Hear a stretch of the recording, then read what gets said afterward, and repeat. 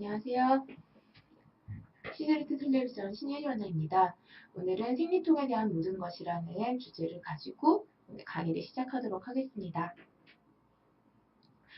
자, 크게는 세 가지인데요. 생리통이 일어나는 이유, 그리고 생리통의 원인에 따른 특징, 그리고 생리통을 완화하는 방법, 정말 모든 게 다 들어있죠. 하나하나 살펴보도록 하겠습니다. 첫 번째, 생리통이 일어나는 이유는 무엇일까요?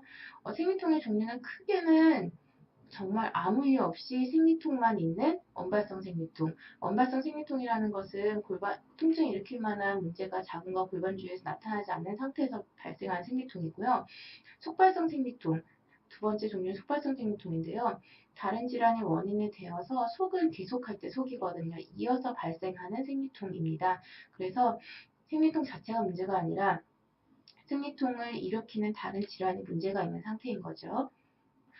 자, 생리통이 일어나는 이유는 생리가 원래 그냥 가만히 서 있으면은 피가 뚝뚝 떨어지는 것처럼 생각이 되잖아요. 실제는 생리혈이 아래로 중력에 따라 떨어지는 부분이 있기도 하지만요.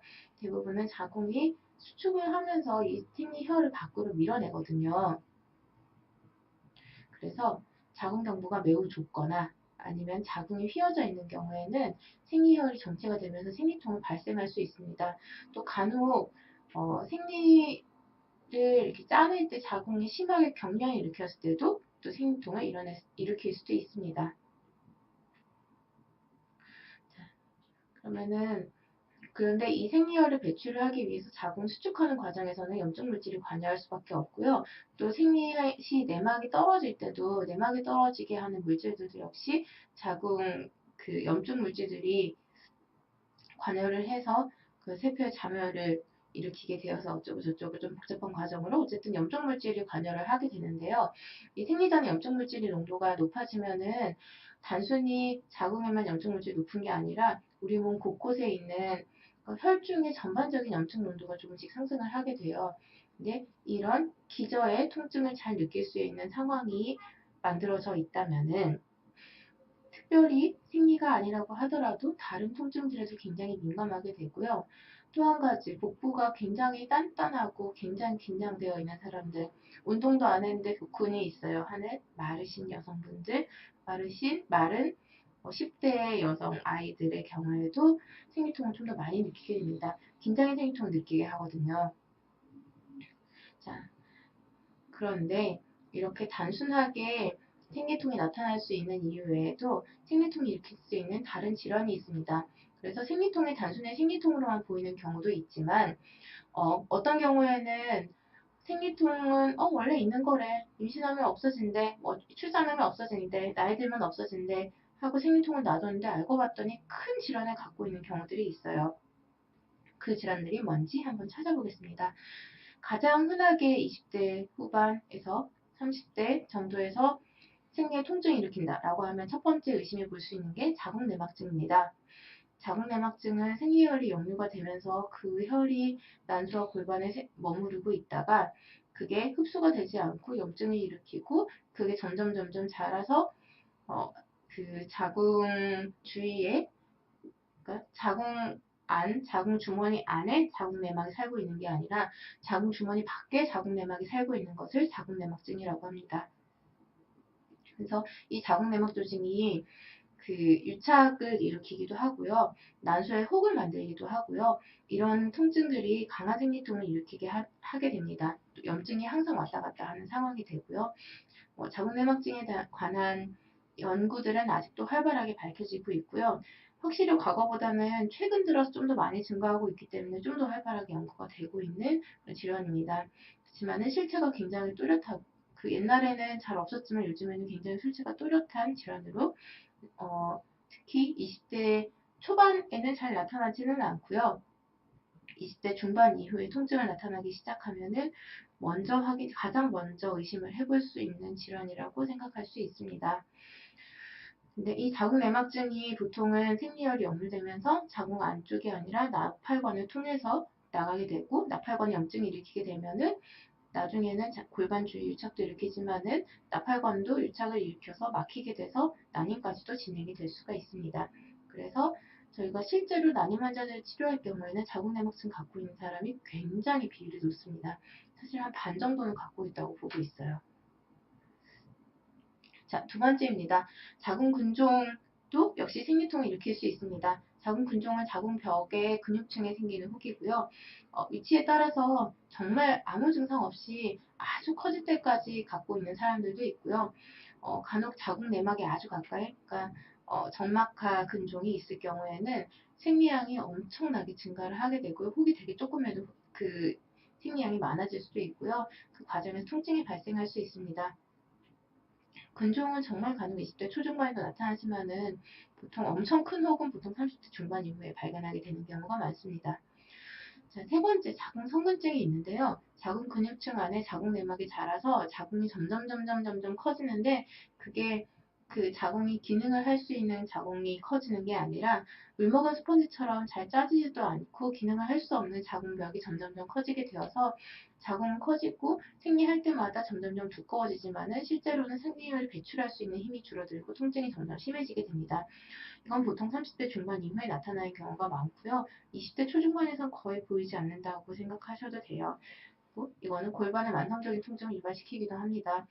이 외에도 난소의 여러 가지 혹 질환들이나 난소암, 자궁내막암인 경우에도 생리통을 유발하긴 하지만 일단 이거는 나중에 지금 우리가 임상에서 그리고 죽지 않는 질병 내에서 생리통이 나타난다면 보통 이런 것들을 생각해 볼 수 있다는 의미인데요.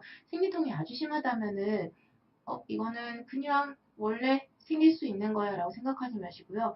이런 암과도 연관이 있는 경우들이 있으니까는 반드시 병원에서 한번 점검 받아보시는 게 좋으세요. 아무 이유 없이 생겨나는 그런 통증들이 있을 수 있으니까는 아무 이유 없이 생리가 그 통증이 나타나고 있다면은 와 감사합니다 라고 생각하면 되고요. 이유가 있게 나타나는 질환이면 좀 빠르게 그 중재를 해서 치료를 해야겠죠. 양방에서 보는 생리통의 원인들은 이런 것들이 있었다면은 한의학적으로는 생리통의 원인으로 크게는 어혈과 기체 이 두 가지를 볼 수가 있는데요. 어혈은 혈행이 원활하지 못해서 발생한 덩어리진 혈, 우혈이라고 생각을 할 수 있습니다. 그래서 생리할 때 덩어리 같은 그런 선지 같은 것도 어혈이라고 보지만은 혈관이 엄청 넓어져 있는 예를 들면 하지정 능류 같은 것들도 어혈이라고 볼 수가 있어요. 우혈되어 있는 것들. 혈류가 전체가 되면은 좁은 혈관으로 혈행이 잘 가면은 크게 문제가 없는데 혈류가 너무 정체되면은 좁은 혈관 수용을 할 수 없으니까 혈관이 넓어져요. 그리고 혈관이 더 넓어지니까 거기에 더 많은 혈류가 정체가 되면서 통증이 나타날 수 있습니다. 생리통이 아주 심한 사람들은 초음파를 봤을 때도 자궁 주위 혈관이 굉장히 넓어진 것들을 좀 많이 볼 수가 있습니다. 자, 그리고 두 번째 원인은 냉적인데요. 복부가 굉장히 냉한 경우에도 통증이 나타날 수 있습니다. 일반적으로 통증이 아주 심하지 않은 사람들도 한 겨울쯤부터 시작해서 11월, 12월, 1월, 2월 이쯤 가면은 생리통이 굉장히 심해지는 경우가 있는데요. 복부가 냉하면 혈류순환이 방해가 되고 그 어혈 발생 용이한 환경이 조성이 되면서 생리통이 발생할 수 있고요. 또 한의학적으로 굉장히 우리가 많이 보는 통증 원인 중에 하나가 한즉통, 불통즉통인데요. 차라리 한자에 차가우면 통증이 생기고 불통즉통, 통하지 않으면 통증이 생기다라는 의미입니다. 세 번째, 기울인데요. 우울은 답답할 울, 그리고 뭉칠 울이에요. 그래서 기가 굉장히 뭉쳐있는 상태를 의미하는데요. 보통 기울은 스트레스를 기울이라고 표현을 하는 경우가 많아요. 스트레스가 심하고 잠을 자지 못하고 이런 요인으로 발생한 생리통은 대부분 기울이라고 볼 수 있고요. 기운이 소통하지 못하면은 기운이 혈류를 원래는 기가 혈을 끌고 운반을 해줘야 되는데 기운이 뭉치게 되면은 혈류도 뭉치게 되고 그러면 결국은 통증이 발생할 수 있습니다. 자, 그렇다면 원발성 생리통과 속발성 생리통은 어떤 차이가 있을까요? 보통 원발성 생리통은 생리를 딱 할 때만 통증이 나타나요. 그리고 생리 초반에 한 1, 2일째, 2, 3일 정도까지는 통증이 있고요. 2, 3일 지나고 난 후에는 통증이 소실되고요. 보통 3일까지 가는 것도 아주 많지는 않고요. 하루 이틀 내에 다 끝납니다. 싸하게 퍼지는 통증이 있고요. 혹은 콕콕하거나 복부가 수축되는 느낌도 들고요. 이거는 자궁이 수축되기 때문에 통증은 주로 복부나 허리, 엉치, 간혹 두통도 나타날 수 있습니다. 자, 속발성 생리통입니다. 이거는 질환을 갖고 있기 때문에 생리가 있을 때는 훨씬 더 생리통이 심해지지만은 생리 기간이 아닌 때부터 혹은 생리 전부터 전조 증상이 있기도 하고요. 통증이 비교적 길게 유지가 됩니다. 뭐 생리 초반 하루 이틀, 길어도 3일 내에 통증이 끝나는 게 아니라 생리가 끝날 때까지 통증이 있을 때도 질환이 있지 않은지 좀 의심을 해봐야 됩니다. 보통 통증은 복부, 허리, 엉치, 골반에서 나타나지만은 간혹 다리나 허벅지로 방사통이 있는 경우도 있습니다. 이거는 어떤 덩어리가 신경을 눌러서 신경이 지나가는 통로를 눌러서 방사를 일으키게 되는 경우 혹은 혈관을 눌러서 그게 방사를 일으키는 경우에 나타날 수가 있어요. 그리고 생리가 거듭될수록 점점점 통증이 심해지는 경과를 보이게 됩니다. 근데 임상에서 저는 보통 이거는 다른 원장님들 다른 한의사들은 조금 다르게 볼 수도 있지만은 일단 제가 생리통에 대해서 치료를 할 때는 보통 진통제 한두 알 정도에서 판가름을 하는데요.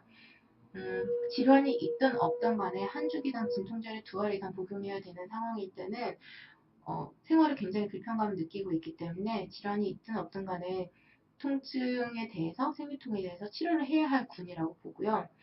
일단 하나를 먹을까 말까 고민하는 경우에는 일단은 지켜보고 생활 관리를 먼저 말씀을 드려요.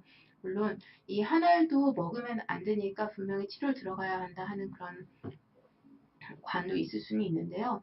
사실 생리통 자체가 어느 정도 생리 과정이 통증을 유발할 수 있는 과정들이기 때문에 일단은 먹을까 말까 어떤 주기엔 하나를 먹었다 어떤 주기에는 안 먹었다 하는 정도로 왔다 갔다 하면은 일단은 첫 번째는 생활 관리를 먼저 해서 생리 전에 몸을 잘 만들고 생리를 맞도록 하는 그런 생활 관리를 먼저 해보고요. 이렇게 해도 잘 안 될 경우에는 적극적인 치료로 들어가게 됩니다. 물론 한두 달 내에서 고민하시는 분들은 치료 잘 들어요. 되게 잘 듣습니다. 생활만 관리해도 좋아지고요. 치료도 한 주기 정도만 하고 난 다음에 충분히 좋게 유지가 되기도 하고요. 그런데 두세 달 정도 드시는 분들은 조금 치료 기간이 오래 걸리게 돼요. 두세 달 정도면 그래도 양호하죠. 요즘 치료받으러 오시는 분들한테 여쭤보면은 거의 생리통을 하루에 두 알씩 세 번 먹고요. 한 주기 내내 계속 먹어요. 보통 한 통, 열알에서 한 두 통 먹어요. 하시는 분들도 굉장히 많아요. 굉장히 심한 생리통이 좀 늘어나고 있는 세대입니다. 자, 생리통 극복을 위해서는 어떻게 하는 게 좋을까요? 자, 첫 번째는 복부에 따뜻한 찜질팩을 해주는 겁니다. 아까 한증통이라고 했죠. 따뜻해지면은 통증이 완화가 되고요. 기울이 많이 풀리게 되고 복부의 긴장이 풀리면서 혈류가 잘 돌아서 생리의 통증이 확실히 줄어들고요. 복부 주위에 있었던 염증 물질들이 좀 빠르게 흩어질 수가 있습니다. 자, 두 번째는 생리 전 일주일간은 충분하게 수면을 취해주라고 말씀드리는데요. 이 이유는 우리 몸이 피로한 상태일 때, 잠을 못 자고 스트레스 많이 받은 상태일 때는 보통 몸의 염증 물질의 수치가 기본적으로 높아져 있어요.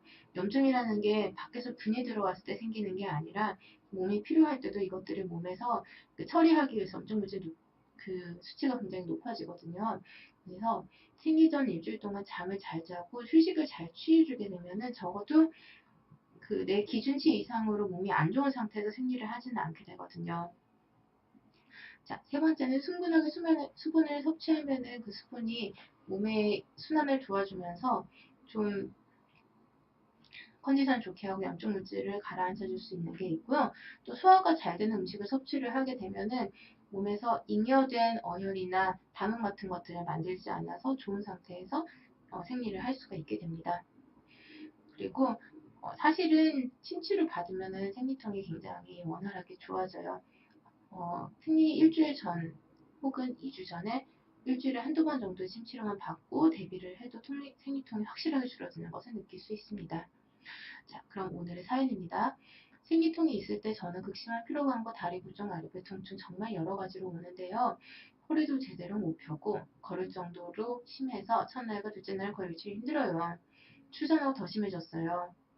생리통 시작되기 전부터 초콜릿 먹고 숙찜질을 하고 관리도 하는데 완화하는 방법이 치료 외에는 없는 걸까요?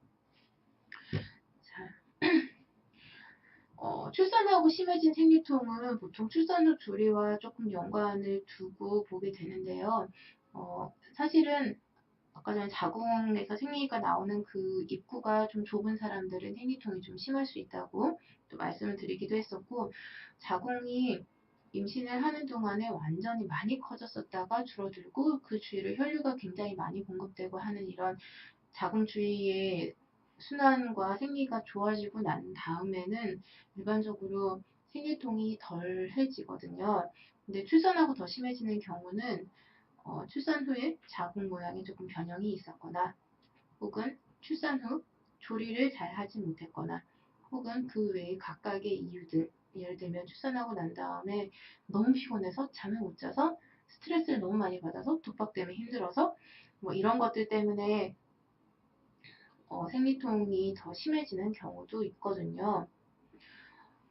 그래서 일단 첫 번째는 그거를 먼저 아까 말씀드렸던 수면, 식사, 그리고 복부, 온열 이 세 가지 정도를 먼저 실행을 해 주시고요. 지금 복부도 따뜻하게 해주시고 계시죠? 그리고 만약에 이렇게 해도 잘 완화되지 않는 생리통이면은 치료 받으러 오시면 좋을 것 같아요. 생리통에 굉장히 좋은 한약들도 많이 있고요. 침치료 받는 게 부담스러우면은 어, 생리통 때문에 약을 먹는 것들이 되도록이면은 지금보다는 줄어들어야 되고요. 그리고 생리통으로 인해서 여러 가지가 있지만은 생리통으로 인해서 먹는 약의 양이 줄어들어야 되고요. 그리고 생리통 되도록 없도록 한약은 뭐 NSAID 성분이나 스테로이드 성분이 들어있지가 않기 때문에 복용을 했을 때 좀 건강하게 완화가 될 수가 있습니다. 그리고 아이를 조금 더 남편에게 육아를 부탁을 하고 그리고 생리 일주일 전부터는 몸을 만들어 주시면 훨씬 더 좋을 것 같습니다. 네, 진통제에 관한 부분들은 제가 나중에 시간이 나면 또 한번 설명을 드릴게요. 자, 오늘의 퀴즈입니다. 생리통을 유발하는 질환이 아닌 것은 1번 자궁내막증, 2번 자궁근종, 3번 자궁성근증, 4번 조기 폐경. 참여 방법은 12월 20일 금요일까지 카카오톡 쉬지 않으면 자궁센터로 정답 메시지를 보내주세요. 총 3분을 선정해서 던킨 도넛, 그린티 라떼, 기프티콘을 증정해 드리도록 하겠습니다. 치즈 다이어리, 생리 다이어리가 리뉴얼돼서 출시되었고요. 치즈 앱입니다. 치즈 앱에 접속하시면은 생리 다이어리에 대해서도 볼 수 있지만은 그 외에 뷰티라든지 여성 건강에 대한 여러 가지 소식들과 또 저희 강의 소식들도 많이 올라오고 있으니까는 좋은 앱 받아서 잘 활용해 주시고 CJ 소식도 받아주세요. 더 궁금하신 부분은 카카오톡으로 문의 주시기 바랍니다. 아이디는 쉬지 않으면 자궁센터입니다. 오늘 강의는 여기까지 하도록 하겠습니다. 시청해주셔서 감사합니다.